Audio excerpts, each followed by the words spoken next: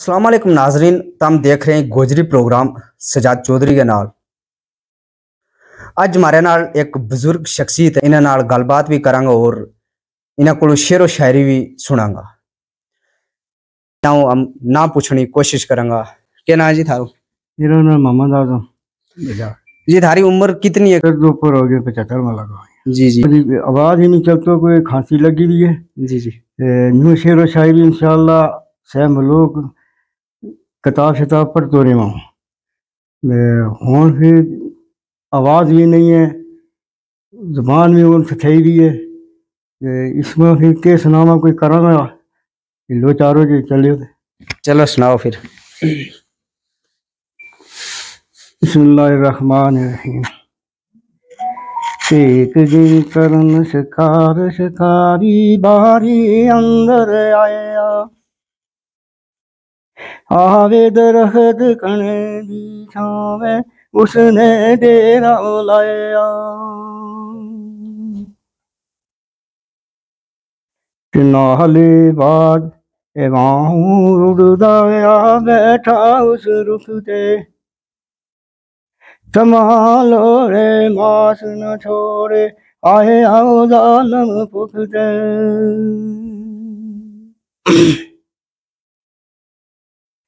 सेठ शिकारी बाज उते सी बिच बैठी एक खुगी,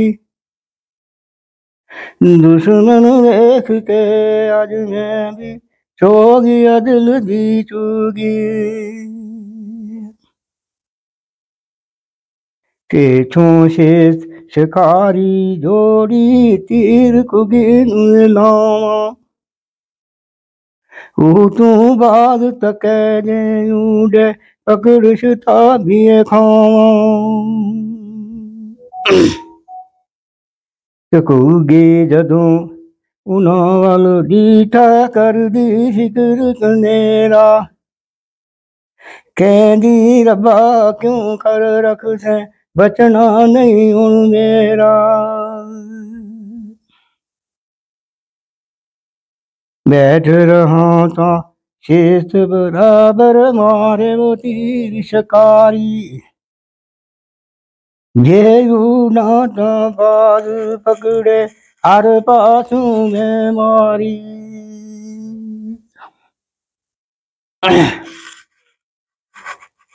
तीर लगन विच देर न कोई, कुछ तदबीर न चलदी,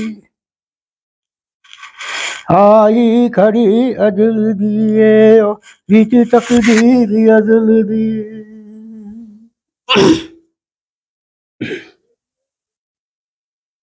जहाँ रब रखन उठे ओहे आओ के सबब बनाए आ, कुगी वाल शिकारी तकदा शिशद ते आन ठहराया।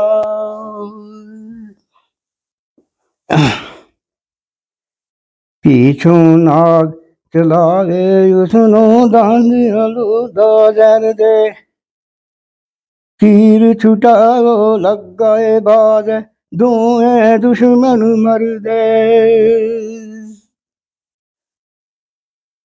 चकोगी बैठ रही थाई चंगी पली न रोई, मारन वाले मोए मोहम्मद कुदरत रब दी होई।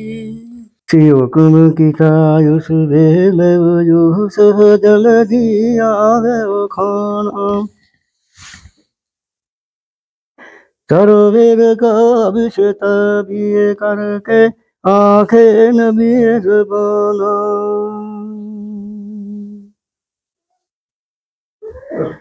जिस दम खाना खावन लगे तेरा भी वो जिक्र ले आया,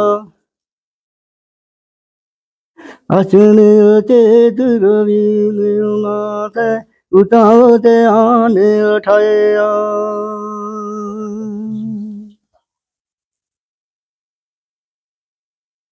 सब तस्वीरां उस देवता ही दे नजर बराबर आईया, ज्यों कर यूसुफ नाल दीवारा आपो आप लखाइया।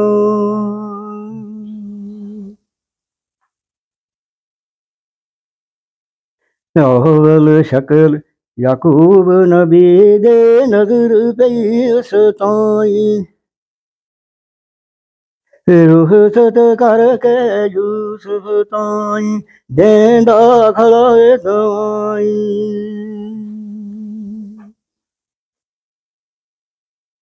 दस्त मुबारक आसावे भरिया ते रो आंजो परदा इस दम खाना खामन लगे ते रावी जिक्र ले आया अचने अचेत रवीली थे उताते आने उठाया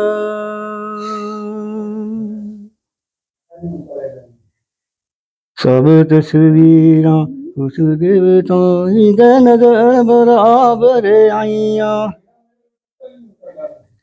ज्यों कर यूसुफ नाल देवारा आपो आप लखाइया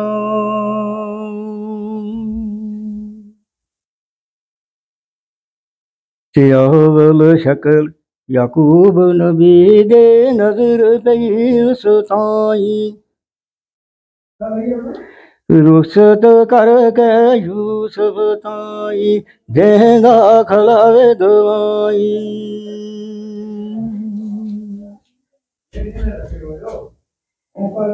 दस्त मुबारक आसा वो फड़िया ते रो अंजू में परदा दुख नहीं देना यूसुफ ताई खड़ा दवाई करदा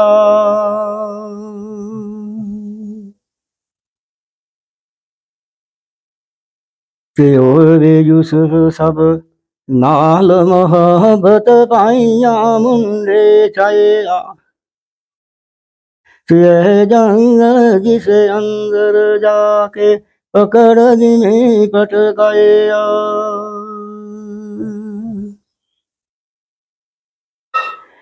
ते ओवे रवील यूसुफ दा पाई दे जिसनू खौफ न आया जिसने सब यूसुफ दा खाना कुत्तियां अग पाया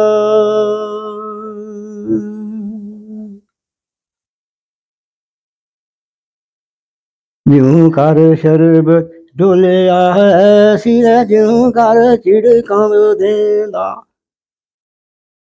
नाल दीवार बराबर दी से उसे तरह करेंदा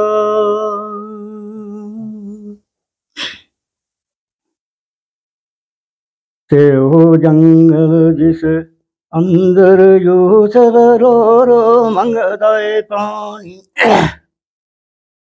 मुड़िया का पानी तरसे जान न मानी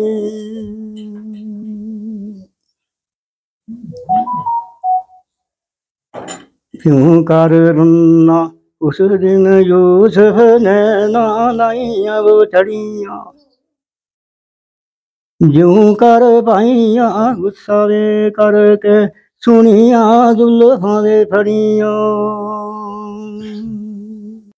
सहजे आत कटारी पकड़ी दे नजर बराबर आवे खाबे आठ यूसुफ निया दुल्हा सब कोई मारन तावे वाह जी वाह सुभान अल्लाह सुभान अल्लाह ते ओ महबूब यहूदा जिसनू तरस दिले विच आया जकरिया मांगू यूसुफ ताई सीने नाल लगाया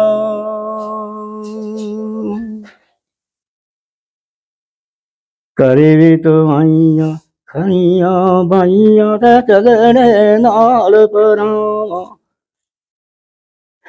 जे कोई मारे यूसुफ ताई मैं नाले मर जावा